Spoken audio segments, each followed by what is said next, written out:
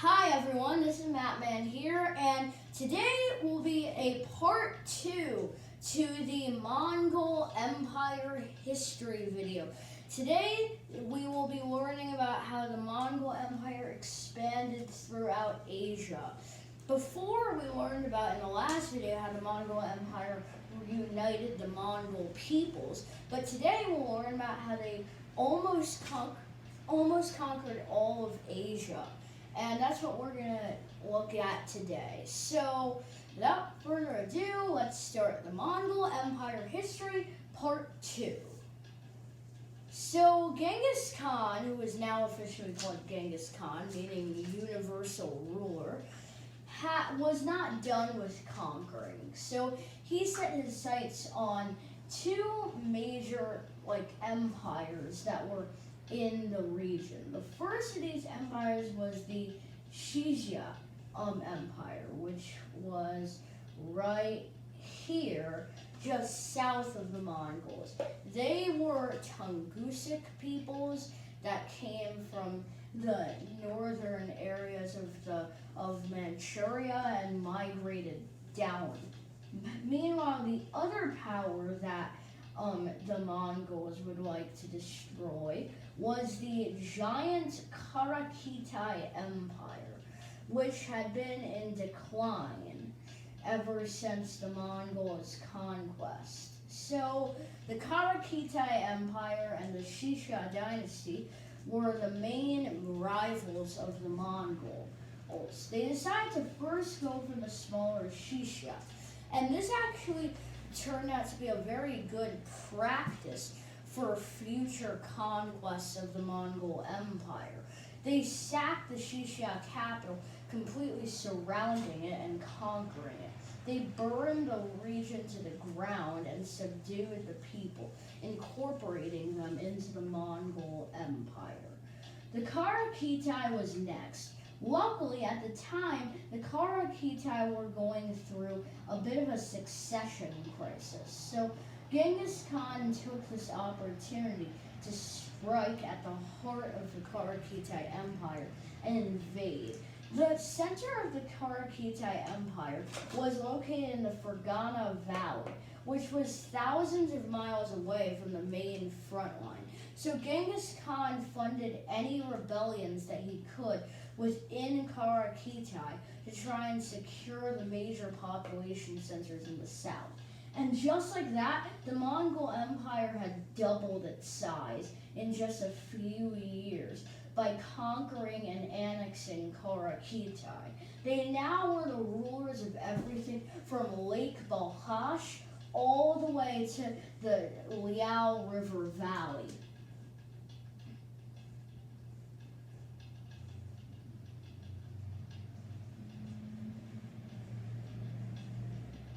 Anyways, Genghis wasn't done conquering, and he had another target, but this target would be much harder than the previous Karakitai and Xia dynasties that he had destroyed. This target would be the Empire of Great Jin.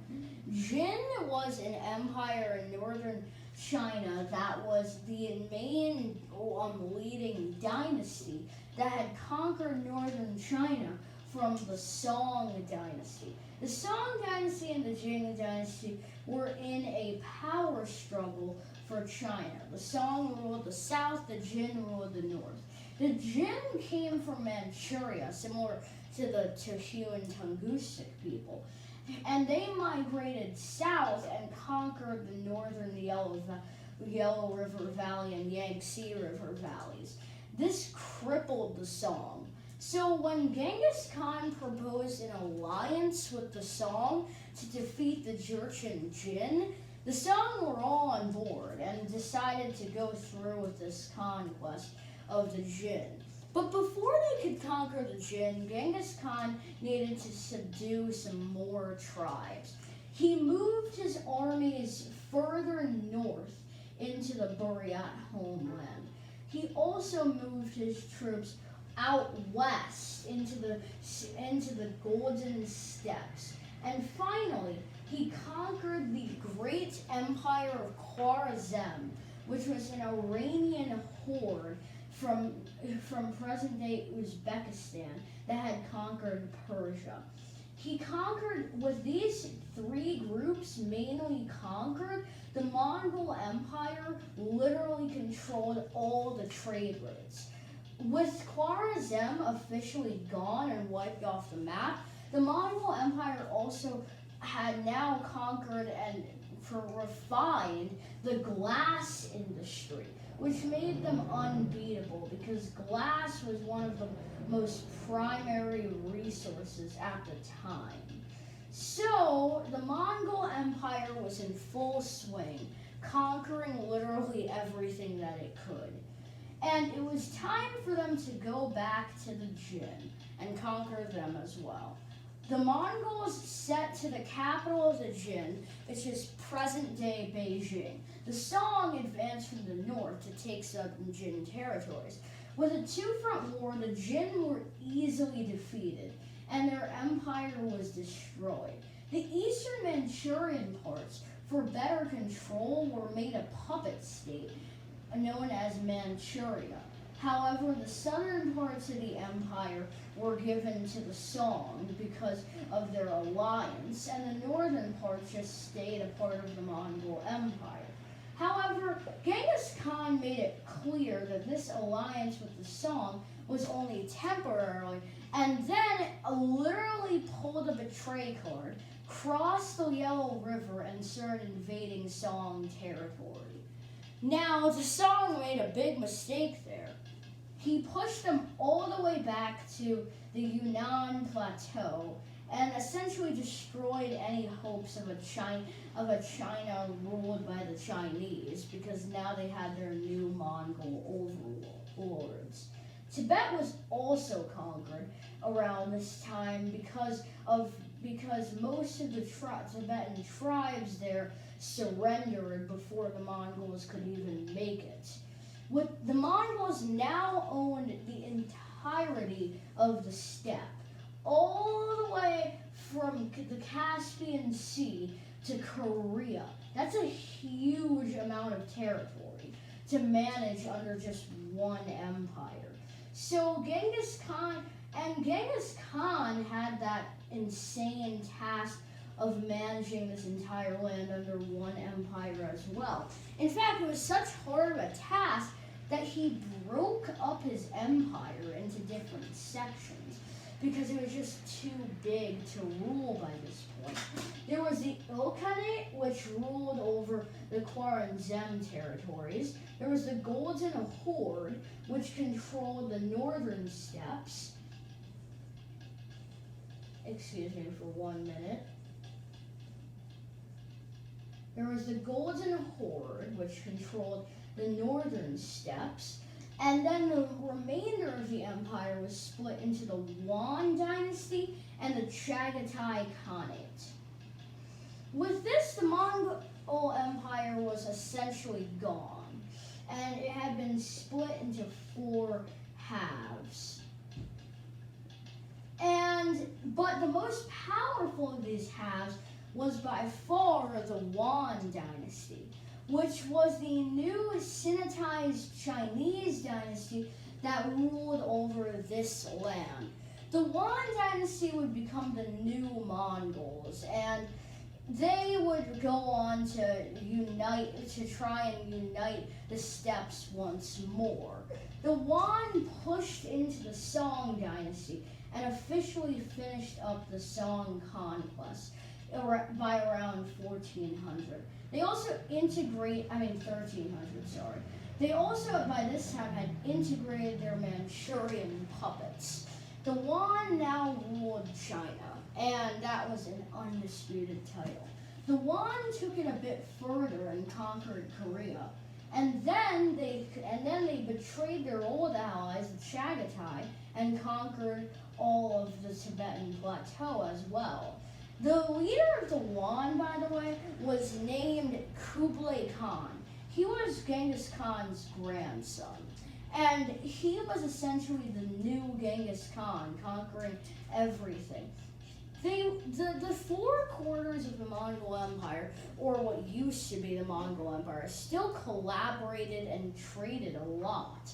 In fact, trade was very prevalent throughout the empire. However, by the mid 1300s, the Ilkhanates started to collapse to the Buyid Khanates and the Persians. And because of this, Mongol rule over these areas kind of started to just fall apart. The same thing started happening in Wan, China. When Kublai Khan died, none of his descendants were able to become as great as he was, leading to the Red Turban Rebellion in the 1370s. The Red Turban Rebellion proclaimed the Ming Dynasty, a new dynasty that would essentially reclaim China for the Chinese. A similar revolt happened in Korea, leading those areas to break away as well.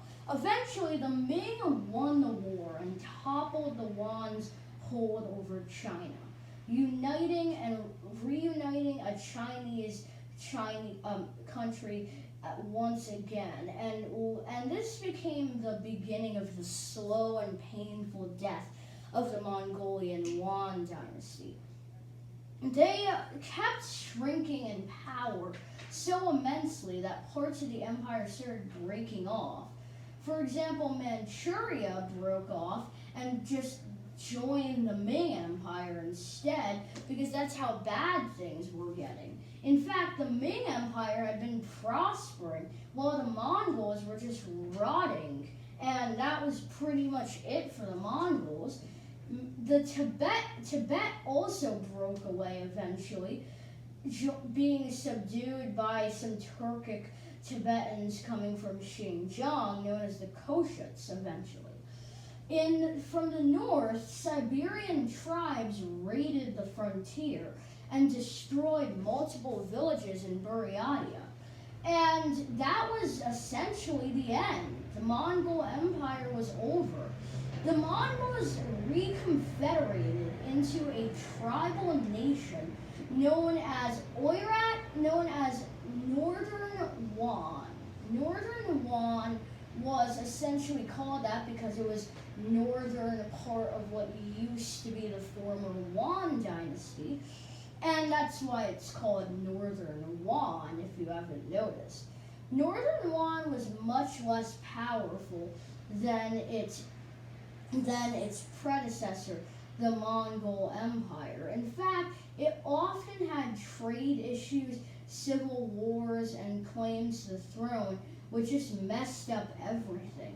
But in the year 1437, Northern Wan was officially destroyed when the Confederation of Four Oirats, yes, that's the actual name of it, the Confederation of Four Oirats, destroyed the Northern Wan, and that was the end.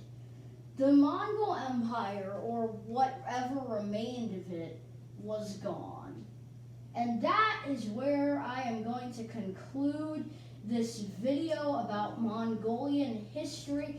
Sorry if this was a bit on the shorter side, but there was really not as much to talk about as in the previous video about Genghis Khan and his childhood, because essentially most of what we talk about today was the conquest that Genghis Khan embarked on, how the empire eventually fell and declined, and that's essentially it.